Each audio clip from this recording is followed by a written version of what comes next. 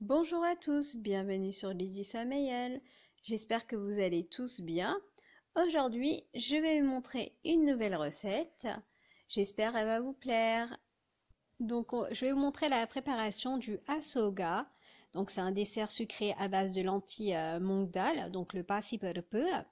Alors, tout d'abord, on va faire cuire ces lentilles dans une cocotte. Donc j'ai pris un pot de lentilles que je vais faire cuire dans 3 pots d'eau. On laisse cuire donc les lentilles jusqu'à qu'ils sont bien fondants. Donc environ une quinzaine, 15-20 minutes. Donc là, je vais vous présenter donc les différents ingrédients qu'on va utiliser pour cette recette. Donc pour un pot de passiparpe, donc de lentilles mung dal, j'ai pris 2 pots de sucre. J'ai pris ensuite 130 g de beurre, ou vous pouvez prendre également du ghee, des noix de cajou, 3-4 cardamones et 4 cuillères à soupe de farine de blé complet.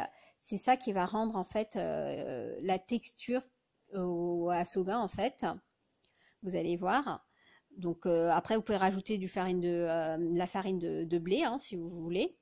Donc on va commencer la préparation. Donc on va prendre une poêle et on va rajouter, donc on va faire chauffer la poêle et on va rajouter à peu près un quart du beurre et faire dorer nos noix de cajou et les retirer, et on les met de côté. Et dans cette même casserole, on va mettre donc la farine et qu'on laisse revenir vraiment 2 minutes. C'est vraiment rapide. Ensuite, donc, on va voir notre cocotte. Donc, les lentilles sont bien cuites après environ une quinzaine de minutes. Donc, on va bien écraser. Donc, ce que vous pouvez également faire, c'est le passer au mixeur. Mais normalement, si c'est bien cuit, vous n'avez pas besoin. Donc, on rajoute cette préparation, donc ces lentilles-là, directement dans la casserole avec la farine et on mélange. On laisse cuire environ 2-3 minutes. Et ensuite, on rajoute donc le sucre. Petit à petit, on rajoute le sucre et on mélange. On continue à mélanger. Et vous allez voir, ça va devenir un peu liquide, mais ça va se durcir petit à petit. Il faut bien mélanger. Ensuite, vous pouvez rajouter, si vous voulez, de la couleur. Donc moi, j'ai rajouté un peu de couleur. Et je continue à mélanger. Ensuite, donc vraiment la dernière étape, donc on va rajouter notre beurre.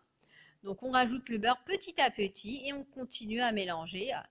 Donc vous voyez, c'est vraiment une recette qui est rapide à faire et qui nécessite très peu d'ingrédients.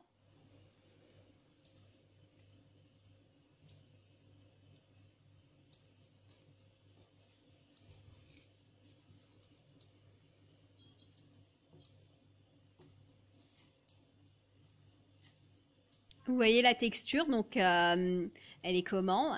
Et vraiment, vous savez que notre asoga est prêt dès que ça se détache de la casserole. Donc là, on voit que ça se détache très bien.